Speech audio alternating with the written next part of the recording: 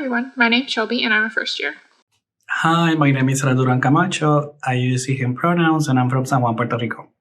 I'm currently a second year from the organic cluster in the Stanford group. Hey everyone, my name is Nicolas Diaz. I'm currently a fourth year graduate student in the chemistry department here at the University of Michigan. Hey everyone, my name's Quintin and I'm a fifth year graduate student in the Maldonado lab. A research highlight was getting to learn more about my undergraduate research in plasmonics and applying it to a brand new setting. It was really fun to be on a fundamental project in the lab and try to help solve some of the problems they'd been having. After officially joining a research group, gaining independence over my research and control over how I think about my projects and my science, this was a really exciting moment during fall 2020 because it's like the starting of our careers as independent scientists and researchers. I would say my biggest research highlight of this past semester was using my skill set in materials characterization to help my lab mates with their research, and ultimately this resulted in me being listed as a co-author for 3 different publications. I think one of the biggest challenges of the fall semester was rotating and trying to find my footing in a new lab during a really stressful time. But the Bettine lab was really great about making sure I had a fun and successful rotation. I learned a lot about a really cool new technique and made some great friends in the process. During fall 2020, I completed my candidacy exam. It was a very interesting experience having to prepare for such an important milestone in our graduate careers during a pandemic. However arduous, stressful, and solitary it may have been, I always had the support from my family, my friends, and especially my peers, for which I am very grateful. I'm also happy and proud to say that I am the first PhD candidate in my family, thanks to the support of our department and my research group. I have to admit that after this last summer coming into the department during the semester, I was a little bit uncertain about how things would go. You see, normally in the chemistry building where many of us work, there are undergraduates throughout the first floor during the semester. They wait there for their classes, they study there, they relax there in between classes and after classes. But I will say that in whatever way that they handled the classes and staggered everyone, I never felt like there was too many people down on the first floor. In fact, it stayed very quiet throughout the semester. And so I was pleasantly surprised by the way that they handled that.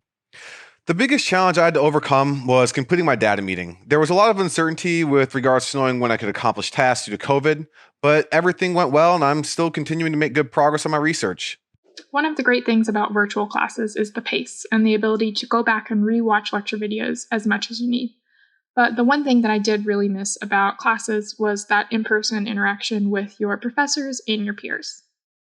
I know that virtual classes and meetings can be overwhelming, tiring, and mentally exhausting, but sometimes they are a way of social interactions with other people and a way to continue doing our work, our studies, and our research while following social distancing guidelines. I didn't have to take any classes, and by chance I wasn't teaching either. But I will say that there's a significant change as we move everything to the virtual format. You see, before, when you present in person, you do need to consider your body language and how you present yourself and your form. But when we move to a virtual format, everything becomes about your presentation. So your transitions, how you arrange your slides, how they look visually to people, it all becomes a much more important aspect of what you're doing there, because that's what people have to go on. I will say, though, that one of the things that I think that is really beneficial about the virtual format is that distance is no issue. So in some of the things recently, in some of the recent virtual presentations I've given, some of my family and some of my old mentors from out of state, even many states away, are able to tune in and watch and see how things are going. I would say the biggest cons to virtual meetings would be the lack of human interaction, of course, and the slew of technical difficulties that can result. But there are positives, such as the convenience of attending these meetings virtually and the benefit of having all of your meetings recorded for future reference. Having fun for me in this new lifestyle involved getting outdoors a lot and doing some hiking or trying some new recipes in the kitchen. I think some people may relate to this, but it consisted mostly of having virtual meetings with my friends for like happy hour or game night. To be honest, I was like fairly busy preparing for candidacy, but there was always time for ordering takeout and watching TV with my roommate. My main way to have fun in this new lifestyle was gaming. I've always enjoyed video games, and being able to introduce my friends to online gaming so that we could stay in touch and continue to have fun safely really was a blast for me. So all in all, It's a different experience, but I think things have been great.